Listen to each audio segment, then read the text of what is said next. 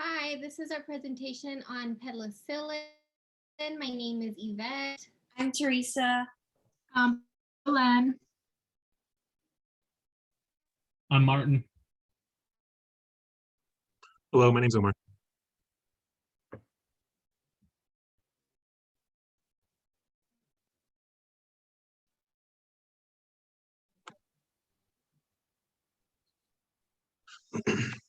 All right, so to start off with our patient is a 24-year-old nursing student at West Coast University that was recently diagnosed with bacterial pneumonia. The patient has no medical history, but recalls attending clinicals and assisting a patient that was diagnosed with pneumonia without a surgical mask on. 3 days after the exposure, the client woke up with a cough and fever. The patient admitted himself to West Coast University Hospital where a chest x-ray was done and showed infiltrates in the alveoli. The patient's clinical manifestations.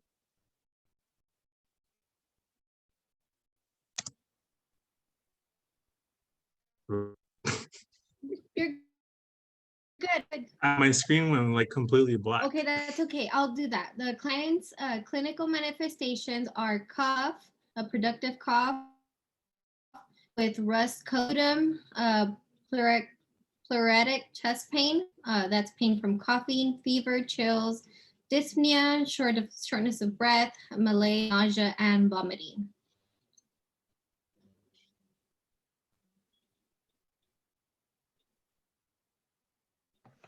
Okay, so a classification is beta-lactam antibiotic, and it's MOA. It works by killing bacteria that causes infection by weakening the bacterial cell wall. Administration, so penicillin G is a narrow spectrum medication for IM or IV use.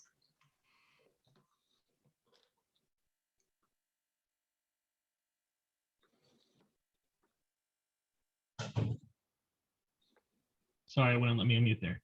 Okay, so side effects include arthralgia, nausea, vomiting, diarrhea, rash, tongue discoloration, thrombophlebitis, superinfection, and CDAD.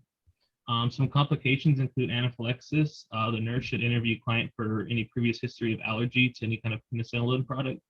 Renal impairment.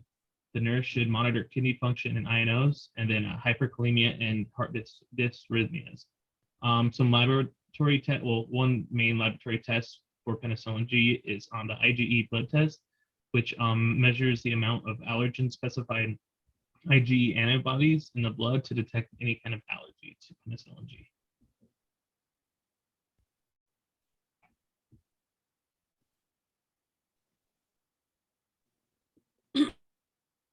So for patient safety and education, so you want to educate clients to make sure to complete the medication regimen, even though if the manifestation has been resolved. Penicillin can decrease effectiveness with contraceptives, so make sure to educate the client to take an additional contraceptive method. Also, we want to tell the patient to notify the provider for any allergic reactions such as dyspnea, skin rash, itching, or hives, and avoid injecting into the nerve or an artery for an IM injection because it could cause sensory or motor dysfunction or neurotoxicity. For drug-to-drug interactions, penicillin with aminoglycosides in the same IV solution can inactivate the action of the aminoglycoside. Probenecid delays the excretion of penicillin, and there's no drug-to-food interaction for penicillin G.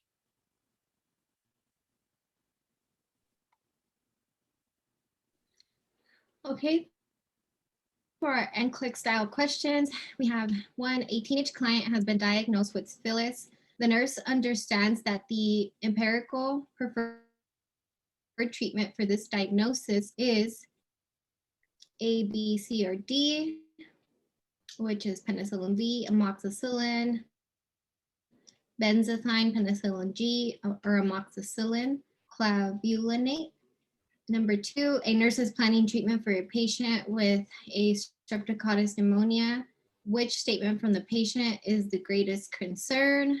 I take a multivitamin. I take proben acid for my gout symptoms. I take vitamin D, or I like to eat garlic.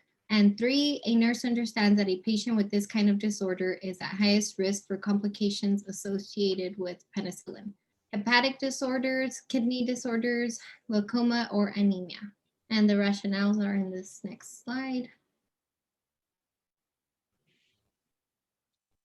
So the answer to number 1 is C, and it's because Spillis is a bacterial infection treated with a penicillin antibiotic, unless the patient is allergic to penicillin. So penicillin kills the spirochetes, which cause Spillis. So a one-time IM injection of benzathine penicillin G is used to treat these Spillis infections. For number 2, the answer is B.